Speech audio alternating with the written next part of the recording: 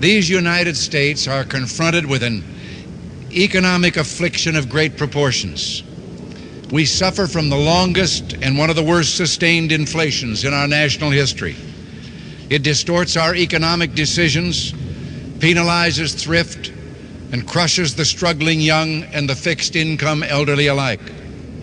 It threatens to shatter the lives of millions of our people.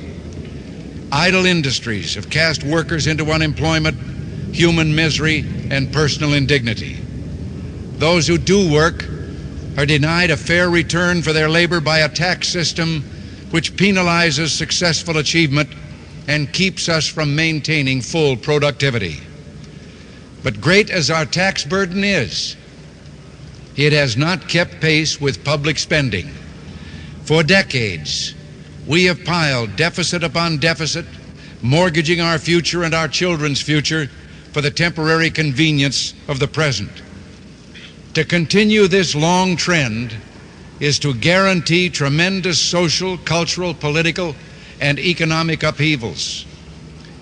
You and I, as individuals, can, by borrowing, live beyond our means, but for only a limited period of time.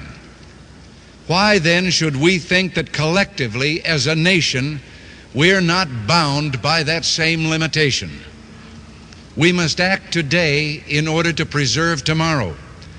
And let there be no misunderstanding. We're going to begin to act beginning today. The economic ills we suffer have come upon us over several decades. They will not go away in days, weeks, or months, but they will go away. They will go away because we, as Americans, have the capacity now, as we've had in the past, to do whatever needs to be done to preserve this last and greatest bastion of freedom. In this present crisis, government is not the solution to our problem. Government is the problem. Well, the trouble with our liberal friends is not that they're ignorant. It's just that they know so much that isn't so. We have so many people who can't see a fat man standing beside a thin one without coming to the conclusion the fat man got that way by taking advantage of the thin one.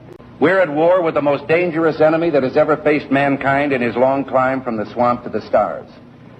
And it's been said if we lose that war, and in so doing lose this way of freedom of ours, history will record with the greatest astonishment that those who had the most to lose did the least to prevent its happening. Our natural unalienable rights are now considered to be a dispensation of government, and freedom has never been so fragile, so close to slipping from our grasp as it is at this moment. If we lose freedom here, there's no place to escape to. This is the last stand on earth. This is the issue of this election. Whether we believe in our capacity for self-government or whether we abandon the American Revolution and confess that a little intellectual elite in a far distant capital can plan our lives for us better than we can plan them ourselves. You and I have a rendezvous with destiny. We'll preserve for our children this, the last best hope of man on earth, or we'll sentence them to take the last step into 1,000 years of darkness.